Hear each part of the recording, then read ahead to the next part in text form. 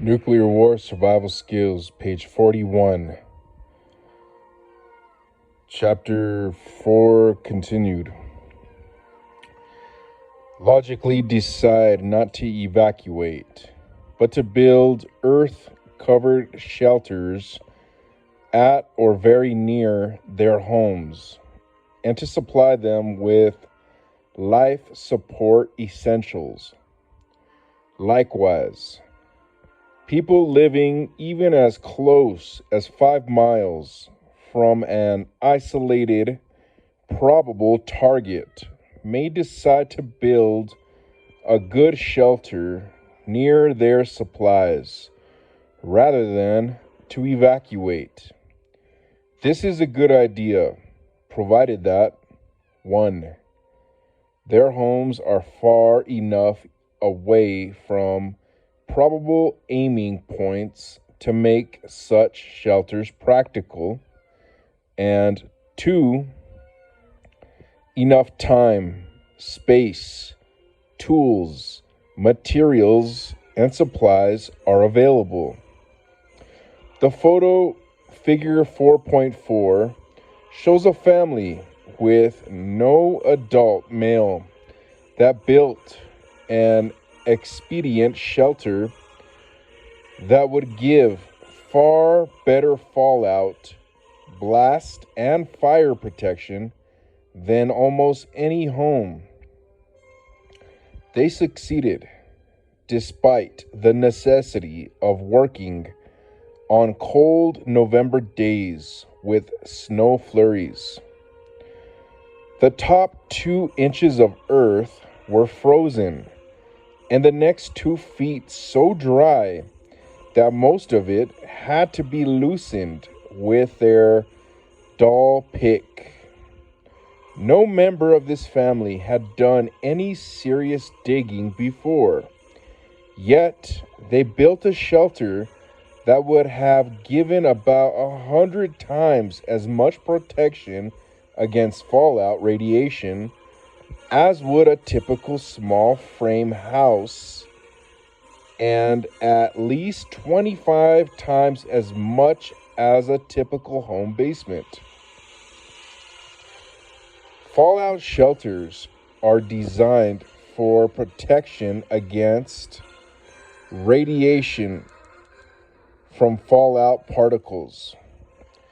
Although fallout shelters lack blast doors and other means for keeping out blast, the better types would prevent their occupants from being killed by blast effects in extensive areas where people in houses would have little chance of surviving.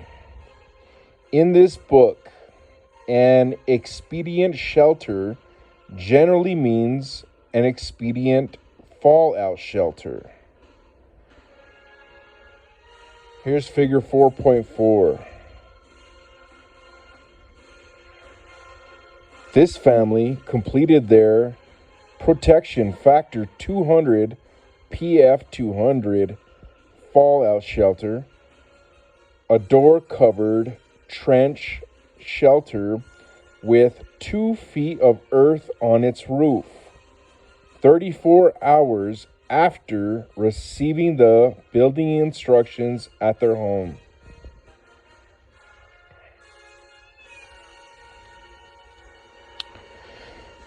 Even as simple an earth-covered fallout shelter as this door-covered trench shelter, if built well separated from flammable buildings, usually would save its occupants' lives in extensive areas devastated by blast and/or fire. The area of probable survival in a good earth-covered fallout shelter would extend from where blast damage would be light, but fires likely to be numerous. Inward toward GZ, to where most homes would be collapsed by blast and slash or destroyed by fire. This ring-shaped area of probable survival from blast and slash or fire effects of a 1 megaton airburst would extend from about 8 miles from ground zero inward to approximately 5.5 miles. Its area would be about 105 square miles, more than the 95 square miles in the circular area, with a radius of 5.5 miles centered on ground zero, and within which this simple a shelter probably would be collapsed by the blast overpressure of a 1 megaton air burst. Door-covered trench shelters and most of the other types of earth-covered expedient shelters described in this book have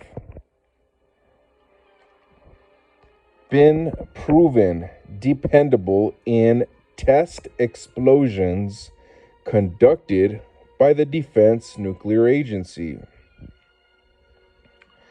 In many areas, this and even better types of expedient fallout shelters affording considerable blast protection could be built by untrained families following the written field-tested instructions in this book.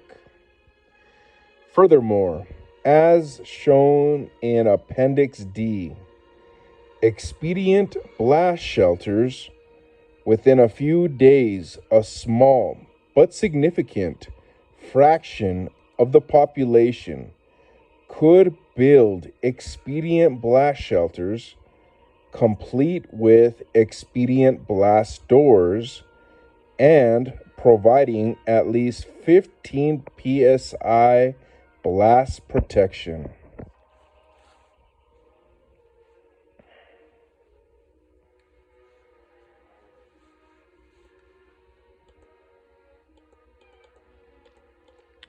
Page 42, Chapter 5, Shelter, the Greatest Need.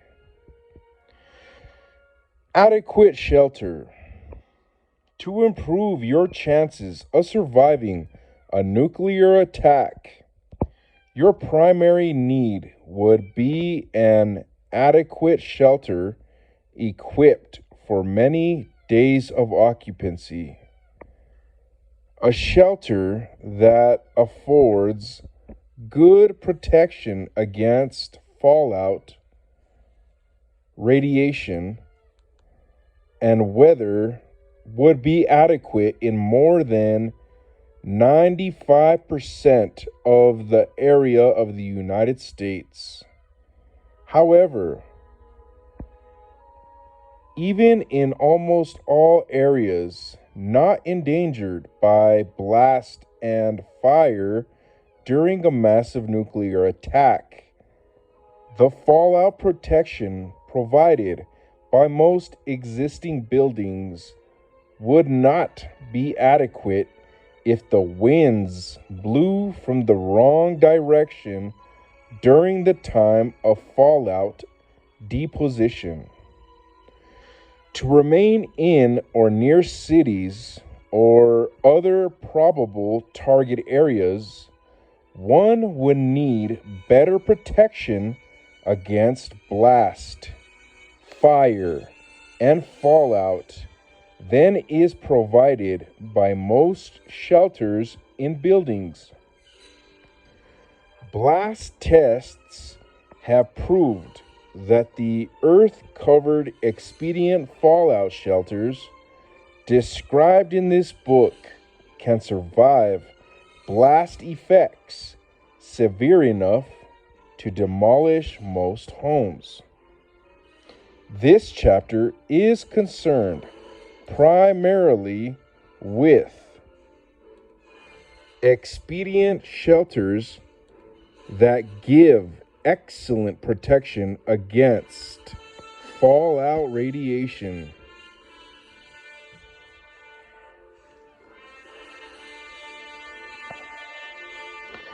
These earth-covered fallout shelters could be built in 48 hours or less by tens of millions of Americans following field-tested written instructions. Expedient blast shelters are discussed in Appendix D. The special blast doors and other design features needed for effective blast protection require more work, materials, and skill than are needed for expedient fallout shelters.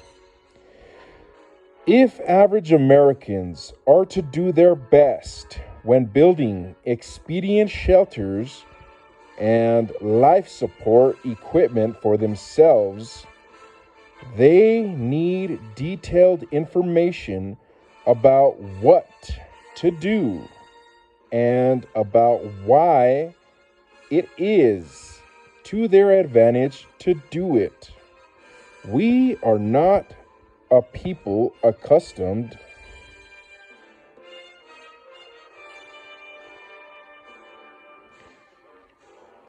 to blindly following orders.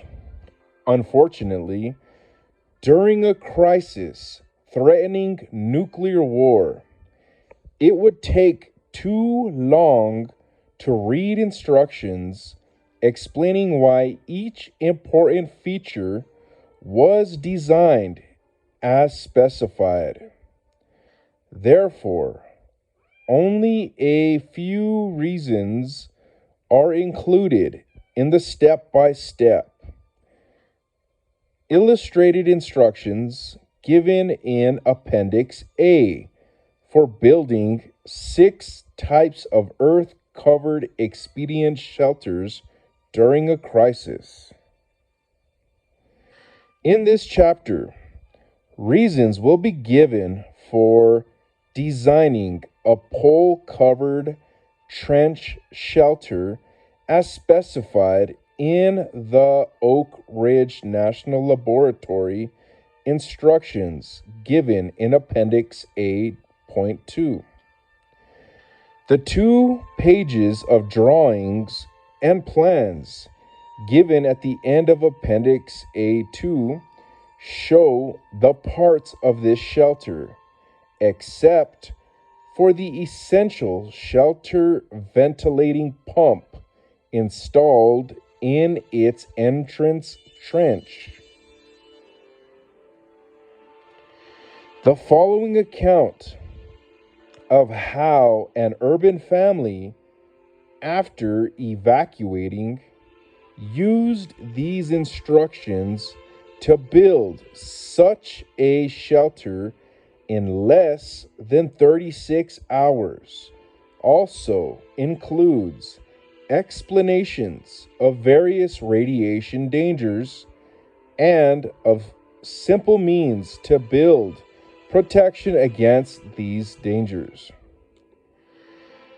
This family, like scores of other families, recruited to build shelters or life support equipment, was offered a sum about equivalent to laborers' wages if its members completed the experiment within a specified time.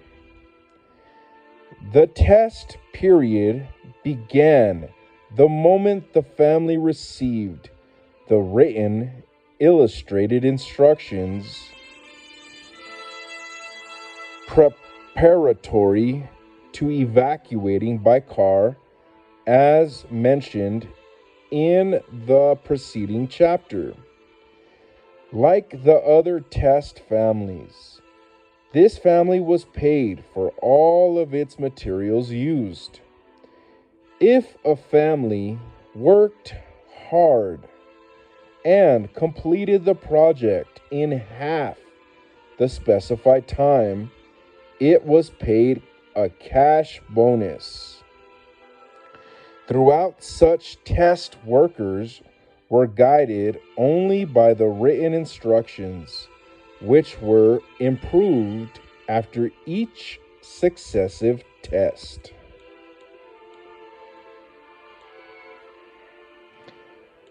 Page 43.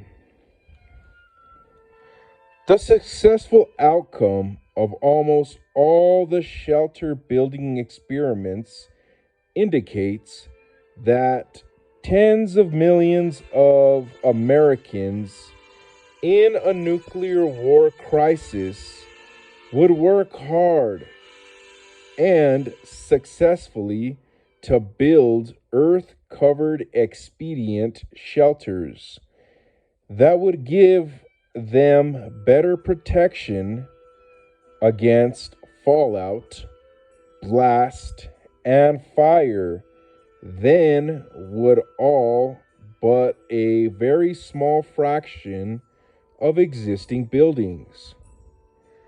However, this belief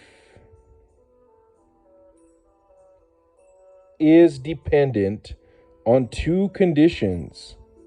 Number one, that in a desperate, worsening crisis, our country's highest officials would supply strong, motivating leadership. And number two, that Americans would have received well in advance shelter building and other practical tested survival instructions. Shelter against radiation. The family previously pictured evacuating by car, figure 4.3, drove 64 miles to build a shelter at the site shown in figure 5.1. Although the August sun was very hot in this irrigated Utah Valley, the family members did not build in the shade of nearby trees to avoid digging through roots. They carried the poles about 150 feet and dug their trench near the edge of the cornfield. The father and the oldest son did most of the work of making the shelter. The mother and second, here's figure 5.1, placing 9-foot poles for the roof of a pole-covered trench shelter.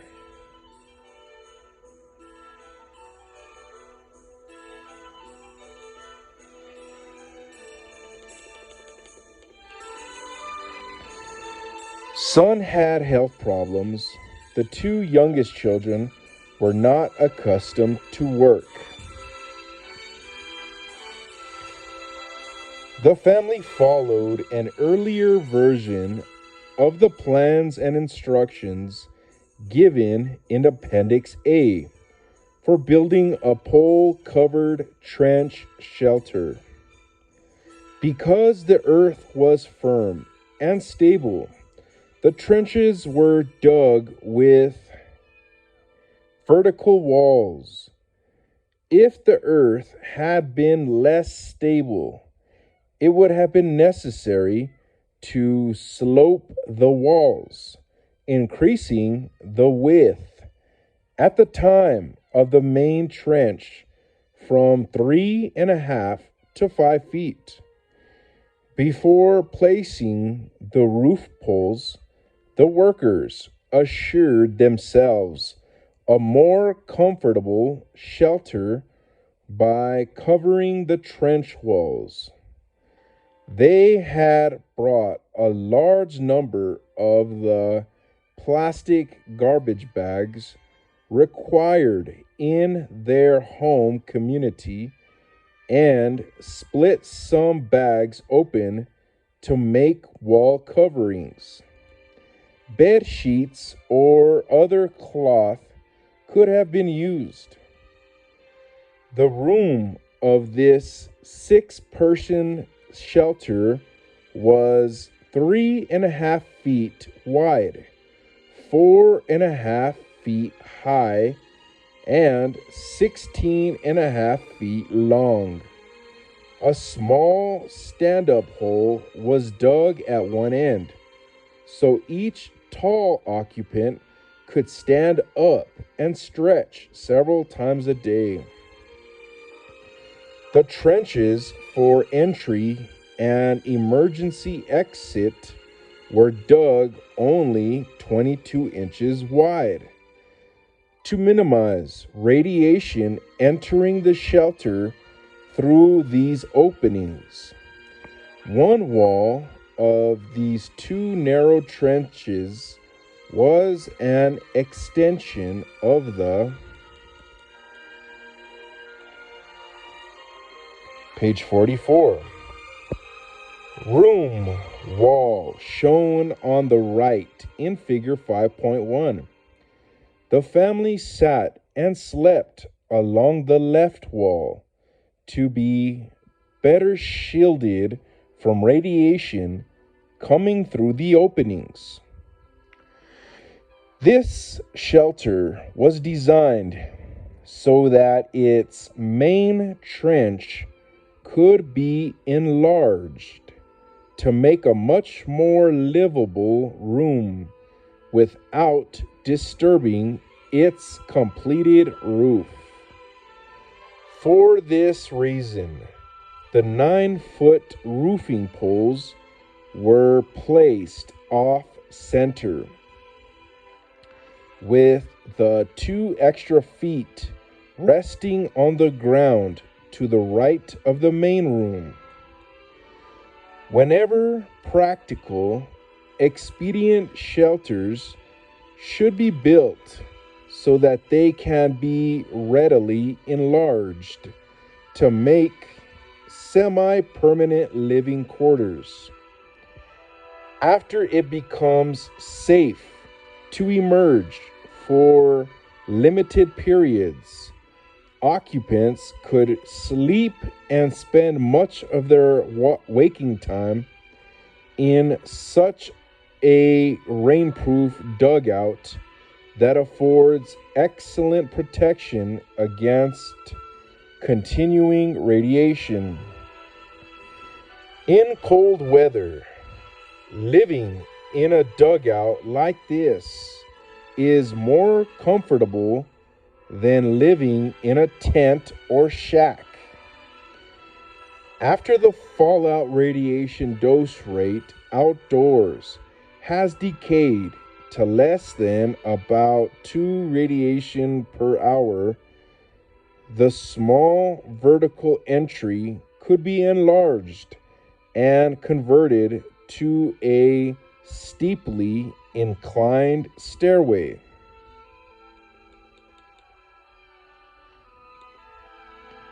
Figure 5.2. 2 non-athletic college girls who completed a 4-person pole-covered trench shelter in 35.5 hours despite tree roots.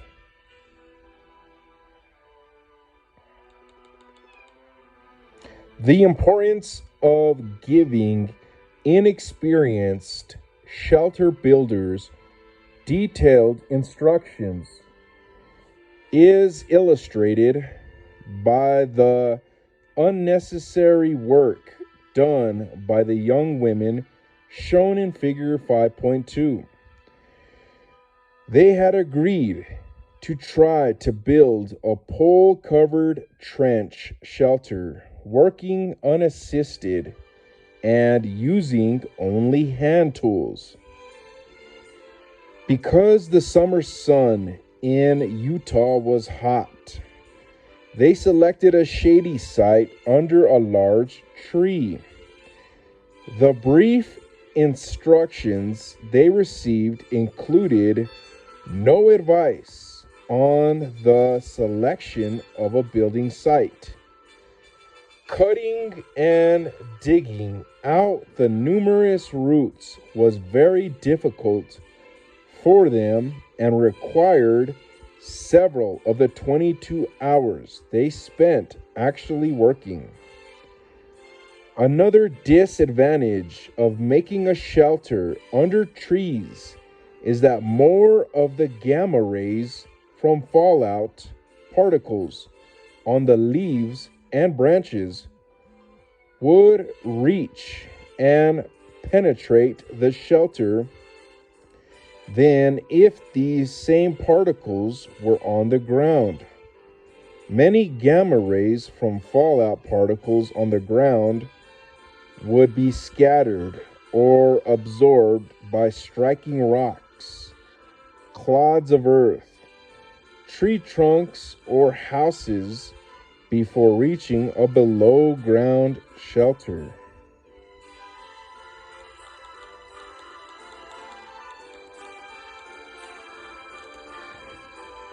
Page 45. Types of shielding. Shelters provide protection against radiation by utilizing two types of shielding: barrier shielding and geometry shielding. Barrier shielding is shown by figure 5.3, a simplified illustration. In a real fallout area, a man in an open trench would have fallout particles all over and around him. The 3-foot thickness of earth shown, or a 2-foot thickness of concrete, will provide an effective barrier, attenuating, which means absorbing, about 99.9% of all gamma rays from fallout. In the illustration, only a single fallout particle 3 feet from the edge of the trench is considered. Only one gamma ray out of 1,000 could penetrate the 3 feet of earth shown and strike the person in the trench. Rays from particles farther away than 3 feet would be negligible. Rays from particles closer than 3 feet would be attenuated according to the thickness of earth between the fallout particle and the man in the trench. However, the man in the trench would not be protected from sky shine, which is caused by gamma rays scattering after striking the nitrogen, oxygen, and other atoms of the air. The man's exposed head, which is just below ground level, would be hit by about 1/10 as many gamma rays as if it were 3 feet above ground. Figure 5.3. Even if all fallout could be kept out of the trench and off the man and every part of the ground within 3 feet of the edges of the trench, skyshine from heavy fallout on the surrounding ground could deliver a fatal radiation dose to the man in the open trench. Skyshine reaches the ground from all directions. If the man were sitting in a deeper trench, he would escape more of this scattered radiation, but not all of it. For good protection, he must be protecting overhead and on all sides by barrier shielding. The barrier shielding of the pole-covered trench shelter, shown in figure 5.4, was increased by shoveling additional earth onto its buried roof. After father and son had mounded earth about 18 inches deep over the center line of the roof poles, a large piece of 4 mil thick polyethylene was placed over the mound. This waterproof material served as a buried roof after it was covered with more earth. Any rainwater trickling through the earth above the plastic would have run off the sloping sides of the buried roof and away from the shelter. Geometry shielding reduces the radiation dose received by shelter occupants by increasing the distances between them and fallout particles, and by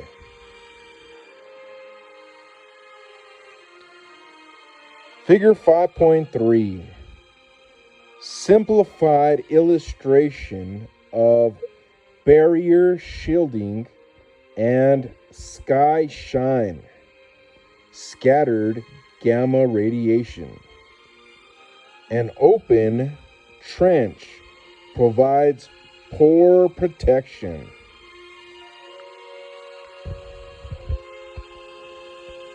It shows the guy in the trench with no top on top of the trench. It shows the sky shine, which is scattered gamma rays that are shooting at like all angles on the surface, going up and coming back down. It shows 3 feet of earth absorbs gamma rays out of 1,000. It shows fallout particles. It shows gamma rays shooting up, and then it comes down as the sky shine.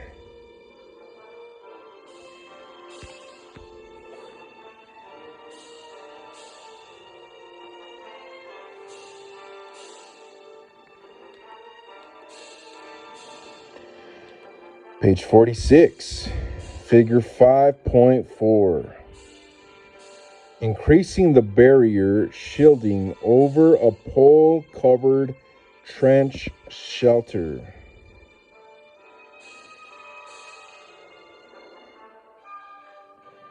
It's really hard to tell what that picture shows because it's in mostly black.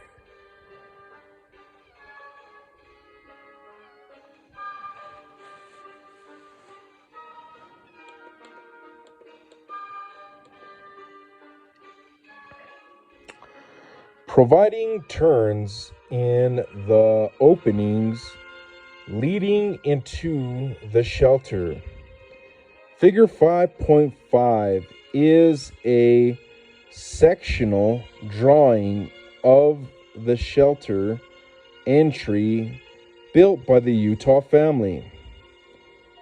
The farther you can keep away from a source, either of light or of harmful radiation, the less light or other radiation will reach you. If fallout particles are on the roof of a tall building and you are in the basement, you will receive a much smaller radiation dose from those particles than if they were on the floor just above you. Likewise, if either visible light or gamma rays are coming through an opening at the far end of a passageway, less will reach you at the other end if the passageway is long than if it is short. Turns in passageways are very effective in reducing the amount of radiation entering a shelter through them. A right angle turn, either from a vertical or horizontal entry, causes a reduction of about 90%. Note: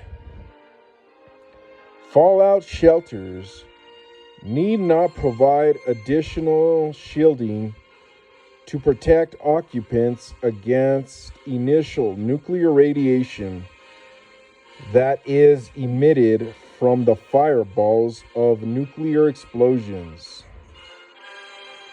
See figures 1.1 and 1.4. Large nuclear weapons would be employed in an attack on the United States. The initial nuclear radiation from the sizes of explosions that may endanger Americans would be greatly reduced in passing through the miles of air between the fireballs and those fallout shelters far enough away to survive the blast effects. The smaller an explosion, the larger the dose of initial nuclear radiation it delivers at a given blast over pressure distance from ground zero. For a discussion of the more difficult shielding requirements of blast shelters that would enable occupants to survive blast effects much closer to explosions and therefore would be subjected to much larger exposures of initial nuclear radiation, see Appendix D. Expedient blast shelters. Figure 5.6 shows the completed shelter after it was occupied by the family of 6, just 32.5 hours after receiving the shelter building instructions and beginning preparations to evacuate. This family won a bonus for completion within 36 hours and also a larger bonus given if all its members then stayed inside continuously for at least 72 hours. To get a better idea of how 6 people can live in such a small shelter, look at the drawings at the end of Appendix A period 2, 8.2. In warm or hot weather, shelters, especially crowded ones, must be well ventilated and cooled by an adequate volume of outdoor air pumped through them. This family had built an efficient homemade air pump, a CAP, KAP, and used it as described in Chapter 6 and Appendix B.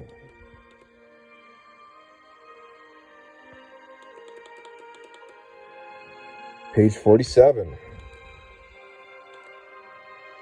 Figure 5.5. Skyshine. Coming into a shelter through a vertical entry would be mostly absorbed while turning into a traveling down the entryway trench. Okay. On the top, it shows 30 inches of earth. Here it shows your logs that you're placing along the top. Here's your entry. It says a canopy. The Skyshine is coming in. It's kind of ricocheting too. Some of it is getting absorbed into the earth on the bottom of the entry, but some of it is ricocheting into the entry trench of the shelter and into the shelter room. This is called, this little dip, probably a little 3 or 4 inch step, is a threshold board. This is the floor of the shelter. So as you can see, the majority of the Skyshine is coming in, but like getting absorbed into the entry. But just a little bit of it will find its way into the shelter room.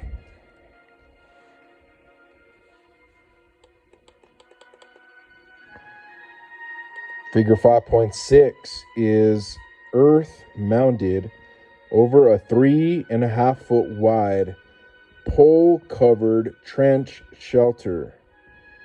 The canvas canopy would protect the vertical entry against both fallout and rain. A smaller canopy over the air duct emergency exit at the other end is obscured by the mounded earth. That's all you can see. Some dude standing, I guess, near the whatever, the shelter he built. You can't really see shit though. Page 48. All of the earth excavated in digging the trenches was mounded over the roof poles, making a covering 30 inches deep.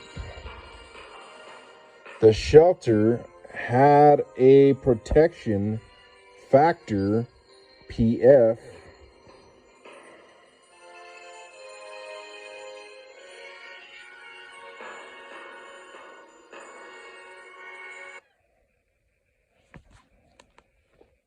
of over 300.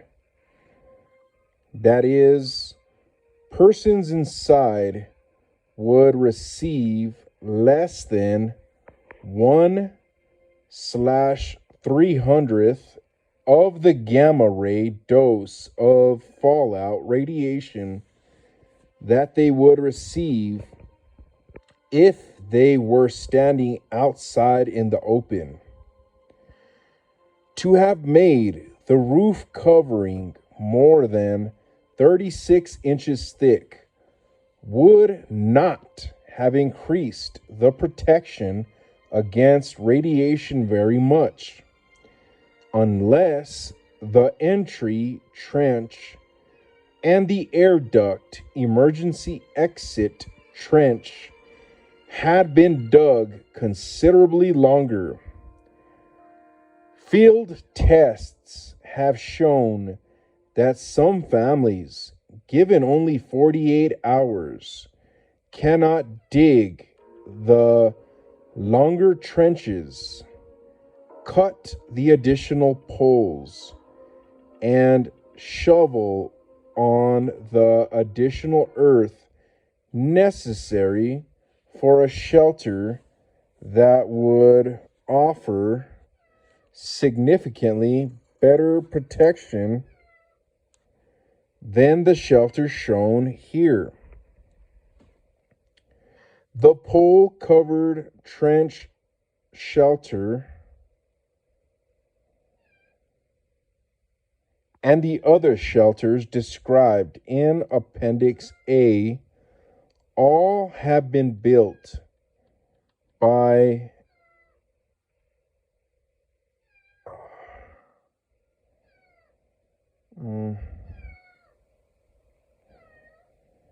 untrained families within 48 hours, the minimum time assumed to be available to Americans before a possible attack if the Russians should begin to evacuate their cities. Earth arching used to strengthen shelters. Several types of expedient shelters can be made to withstand greater pressures if their roofs are built of yielding materials and covered with enough earth.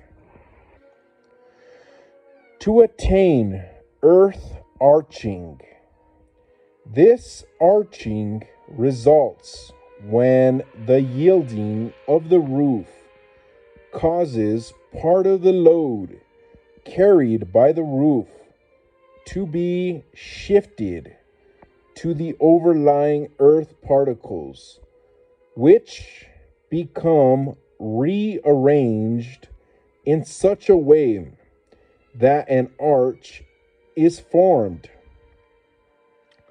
This arch carries the load to surrounding supports that are less yielding.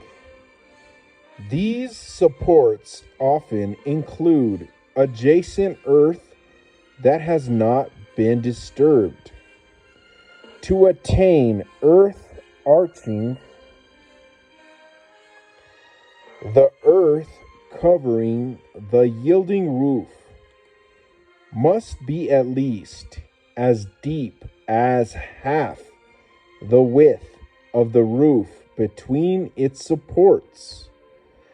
Then the resultant earth arch above the roof carries most of the load. A familiar example of effective earth arching is its use with sheet metal culverts under roads. The arching in a few feet of earth over a thin walled culvert prevents it from being crushed by the weight of heavy vehicles. Figure 5.7 shows how a flexible roof yields under the weight of 30 inches of earth mounded over it, and how earth arching develops. After the arch is formed, the only weight that the yielding roof supports is the weight of the small thickness of earth between the roof and the bottom of the arch. Protective earth arching also results if a shelter is covered with the material that compresses when loaded, or if the whole roof or the whole shelter can be pushed down a little without being broken. Figure 5.7, earth arching over yielding roof enables a shelter to withstand much greater pressures. Okay, so it shows your trench. It shows the trench is like 3.5 feet wide, 4.5 feet deep, and it's not a perfect square trench. It's like a trench with almost 75-degree angles on each of its sides coming up. And it shows the 7-foot poles that are placed 1 feet on each side of the ground level for strength. And then it shows it's kind of bent a bit in the middle, but not by too much. And then you're placing earth on top of your roof. So your ground level is flat. So it almost looks like a speed bump on top of your blast shelter. 2.5 feet is minimum for your roof.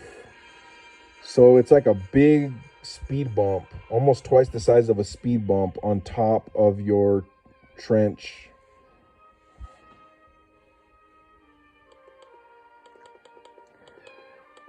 Page 49. Shelters against beta and alpha particles. In addition to the invisible light-like gamma rays, fallout particles radiate two types of hazardous invisible particles, beta and alpha particles. These radiations would be minor dangers to informed people in fallout areas, especially to those who had entered almost any kind of shelter before the fallout began to be deposited in their area. Beta particles are high-speed electrons given off by some of the radioactive atoms in fallout. Only the highest energy beta particles can penetrate more than about 10 feet of air or about 1/8 inch of water, wood, or human body tissue. Any building that keeps out fallout particles will prevent injury from beta radiation. The only frequently serious dangers are from, number 1, internal beta radiation doses from fallout contaminated food or drink, and 2, beta burns from fresh fallout particles. Fresh fallout particles are no more than a few days old and therefore very radioactive.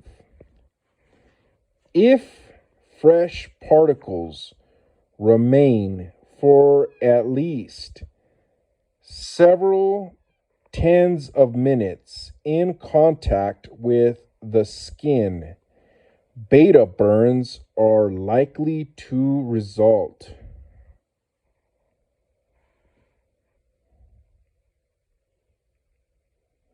If only thin clothing separates fresh fallout particles from the skin, a considerably longer time will elapse before their radiation causes beta burns. In dry, windy weather, fresh fallout particles might get inside one's nose and ears, along with dust and sand, and could cause beta burns, if not promptly washed off or otherwise removed. Prompt washing will prevent beta burns. If water is not available, brushing and rubbing the fallout particles off the skin will help. If a person is exposed outdoors where there is heavy, fresh fallout for a long enough time to receive a large dose of gamma radiation, the highest energy beta radiation given off by fresh fallout particles on the ground may be a relatively minor danger to his eyes and skin. Even ordinary glasses give good protection to the eyes against such beta radiation, and ordinary clothing gives good protection to the skin.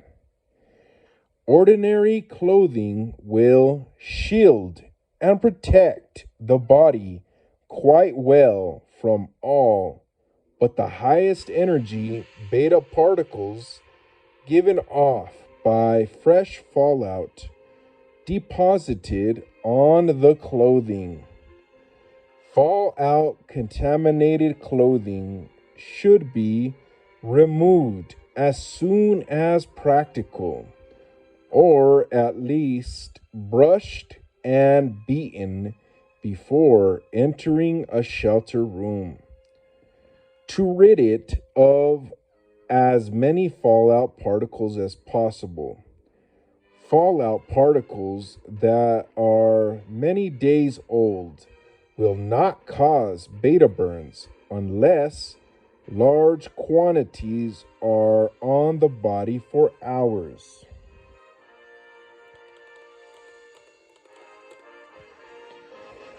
Most of the knowledge about beta burns on human skin was gathered as a result of an accident during the largest U.S.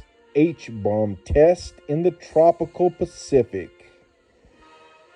Winds blew the fallout in a direction not anticipated by the meteorologists. 5 hours after the multi-megaton surface burst, some natives of the Marshall Islands noticed a white powder beginning to be deposited on everything exposed, including their bare, moist skin. Unknown to them, the very small particles were fresh fallout.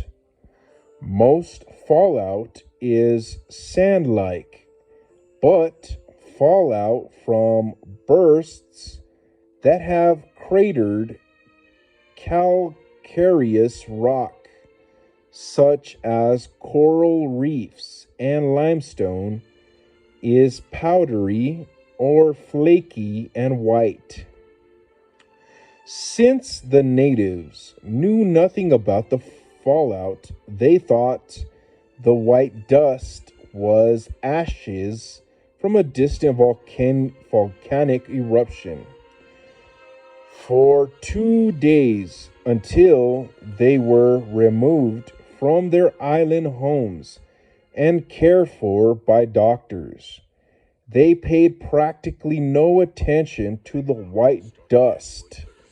Living in the open and in lightly constructed homes, they received from the fallout all around them a calculated gamma ray dose of about 175 radiation in the 2 days they were exposed.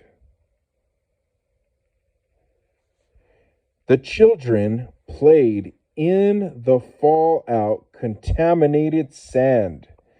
The fallout on these islanders' scalps, bare necks, and the tops of their bare feet caused itching and burning sensations after a time.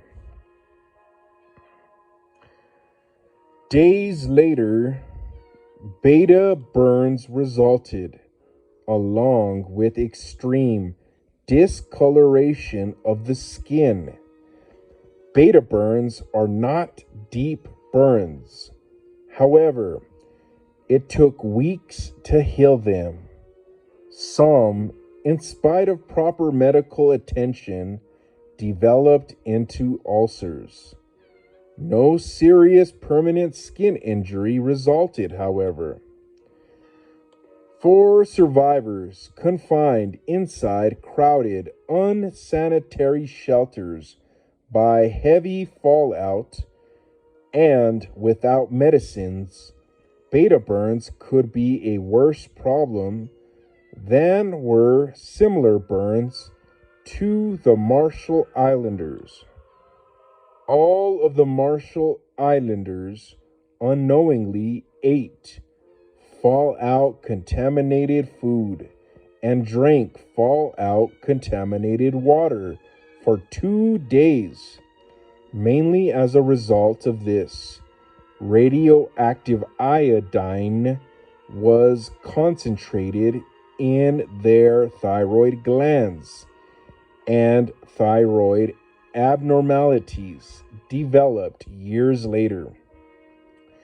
There is a simple, very low-cost means of attaining almost complete protection against this delayed hazard. Taking minute prophylactic doses of a salt, potassium iodide. This will be discussed in chapter 13. In dry, dusty, windy areas, the human nasal passages usually filter out much dust. A large part of it is swallowed and may be hazardous if the dust is contaminated with fallout. Under such dry, windy conditions, beta burns also could be caused by large amounts of dust lodged inside the nasal passages. Breathing through a dust mask, towel, or other cloth. Page 50. Would give good protection against this localized hazard. In conclusion, persons under nuclear attack should make considerable effort to protect themselves from beta radiation. Alpha particles, identical to the nuclei of helium atoms, are given off by some of the radioactive atoms in fallout. These particles have very little penetrating power. 1 to 3 inches of air will stop them. It is doubtful that alpha particles can get through unbroken skin. They cannot penetrate even a thin fabric. Alpha particles are hazardous only if materials that emit them, such as the radioactive element plutonium, enter the body and are retained in bone, lung tissue, or other parts of the body. Any shelter that excludes fallout particles affords excellent protection against the radiation danger. Unless survivors eat or drink fallout contaminated food or water in considerably larger quantities than did the completely uninformed natives of the Marshall Islands, danger from alpha particles would be minor. Protection against other nuclear weapons effects.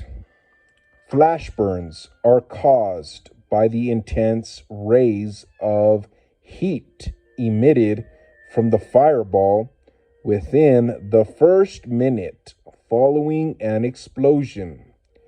This thermal radiation travels at the speed of light and starts to heat or burn exposed people and materials before the arrival of the blast wave. Thermal radiation is reduced, but not eliminated, if it passes through rain, dense clouds, or thick smoke. On a clear day, serious flash burns on a person's exposed skin can be caused by a 20 megaton explosion that is 25 miles away. A covering of clothing, preferably of white cloth that reflects light, can reduce or prevent flash burns on those who are in a large part of an area in which thermal radiation is a hazard.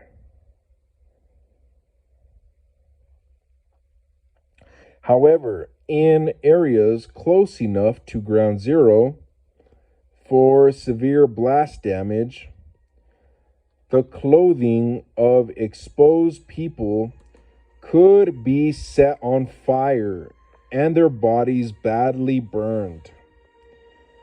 Fires ignited by thermal radiation and those resulting from blast and other causes especially would endanger people pinned down by fallout while in or near flammable buildings. Protective measures against the multiple dangers from fire, carbon monoxide, and toxic smokes are discussed in Chapter 7. Flash blindness can be caused by the intense light from an explosion tens of miles away in clear weather. Although very disturbing, the blindness is not permanent. Most victims recover within seconds to minutes. Among the Hiroshima and Nagasaki survivors, people who had been in the open more than persons expecting a nuclear attack would be, there were a number of instances of temporary blindness that lasted as long as 2 or 3 hours, but only one case of permanent retinal injury was reported. Flash blindness may be produced by scattered light. The victim of this temporary affliction usually has not looked directly at the fireball. Flash blindness would be more severe at night when the pupils are larger. Retinal burns, a permanent injury, can result at great distances if the eye is focused on the fireball. People inside any shelter with no openings through which light can shine directly would be protected from flash burns and eye damage. Persons in the open with adequate warning of a nuclear explosion can protect themselves from both flash blindness and retinal burns by closing or shielding their eyes. They should get behind anything casting a shadow quickly. Skin burns from heated dust, the popcorning effect. When exposed grains of sand and particles of earth are heated very rapidly by intense thermal radiation, they explode like popcorn and pop up into the air. While this dust is airborne, the continuing thermal radiation heats it to a temperatures that may be as high as several thousand degrees Fahrenheit on a clear day in areas of severe blast. Then the shock wave and blast winds arrive and can carry the burning hot air and dust into an open shelter.